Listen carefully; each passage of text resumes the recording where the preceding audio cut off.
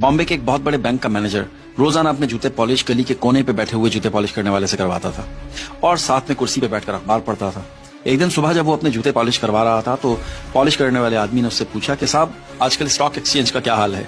Manager ने उसकी तरफ तंजिया हंसते हुए देखा और कहा कि यार तुम्हारा स्टॉक एक्सचेंज से क्या लेना देना, अपने जूते पॉलिश करो। तो उस पॉलिश वाले ने मैनेजर से कहा कि साहब आप जिस बैंक में मैनेजर है ना, उस बैंक में मेरे 20 करोड़ रुपए पड़े हुए हैं। मैं सोच रहा हूँ कि रकम का कुछ हिस्सा मैं स्टॉक एक्सचेंज में लगा दूं। खैर मैनेजर जूते पॉलिश करवा के अपने बैंक चला जाता है। दिन के वक्त अचानक उसे याद आता है तो वो अपने अकाउंटेंट से पूछता है कि क्या वो जूते पॉलिश करने वाले का हमारे बैंक में कोई अकाउंट वगैरह है।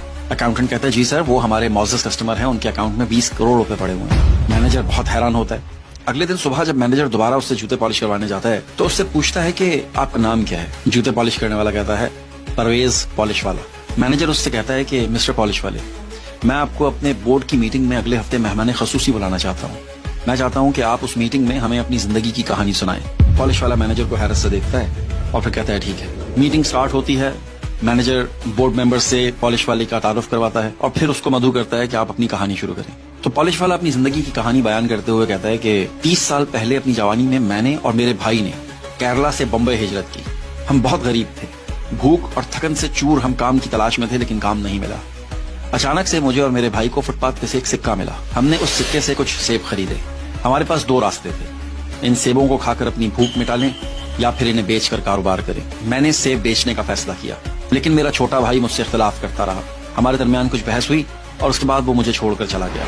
मैंने वो सेब बेचे और उन पैसों से मजीद सेब खरीदे।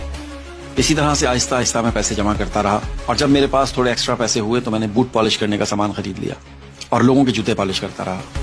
मैंने बहुत किफायत शारी से जिंदगी गुजारी। तफरीह या कोई बुनियादी जरूरत पे किसी किस्म का कोई पैसा खर्च नहीं किया। एक रुपया बचाया। कुछ अरसे के बाद यहाँ कोने पर मैंने एक छोटी सी दुकान ले ली और उसमें लोगों के बूट चमकाता रहा और मैंने किफायत शारी से जीना जारी रखा, हर मुमकिन बचत की। तकरीबन 3 माह पहले मेरा छोटा भाई वो जो मुझसे 30 साल पहले बिछड़ गया था, वो केरला में इंतकाल कर गया और मेरे लिए 20 करोड़ रुपए छोड़ गया। ये मेरे लिए जिंदगी की सबसे हैरानकुन बात थी। लेकिन इससे भी बड़ी हैरानगी मुझे इस बात पर हुई जब आपने ये समझा कि मैंने 20 करोड़ रुपए जूते पॉलिश करके कमाए हैं।